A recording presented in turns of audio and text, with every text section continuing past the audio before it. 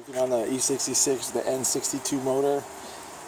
Customers complain it's got a spinning iDrive knob, and check engine lights on. Also the airbag light is on.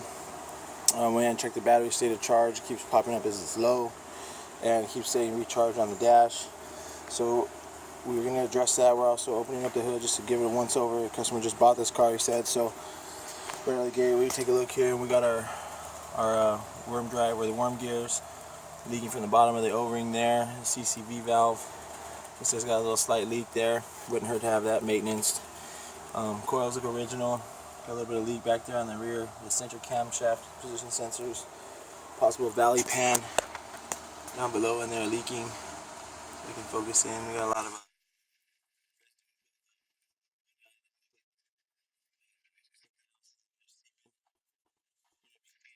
up. We'll be adding some fluorescent oil dye. Track it down with the black light. Pinpoint exact all the leaks.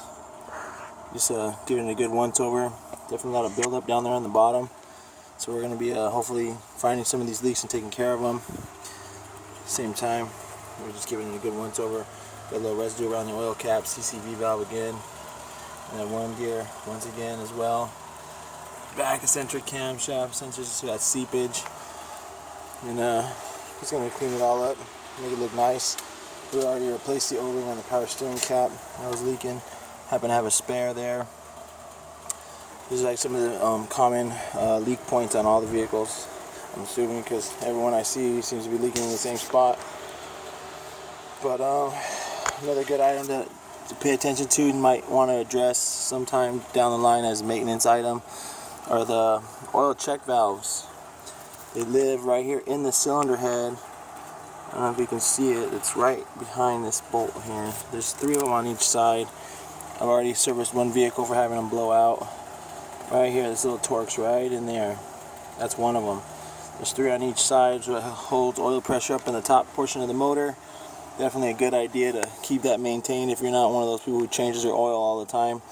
All it takes is a little bit of debris in there, leaves the valve open, and you don't have oil pressure on startup, or residual oil pressure on the top half of the motor during startup, which 1,000 starts definitely will cause some damage. So that's something you guys want to keep in mind. And just overall view of the vehicle looks pretty good. Had a little issue here with the seal along the back window. Seems to have a little bit of a leak. A little bit of water was getting into the trunk. For the most part, it's a nice car, runs good. Customer had bought a new battery, just didn't register it, so he's not getting a full charge coming out of the alternator. So we're gonna take care of that first, but definitely tested the battery with the car disconnected, charged the battery for over 24 hours, and still tested as a weak battery, and it's brand new. So probably going back to interstate, I guess, or wherever it came from. But yeah, once again, this is the N62 motor, V8, 4.4 liter in the 745 Li 2005.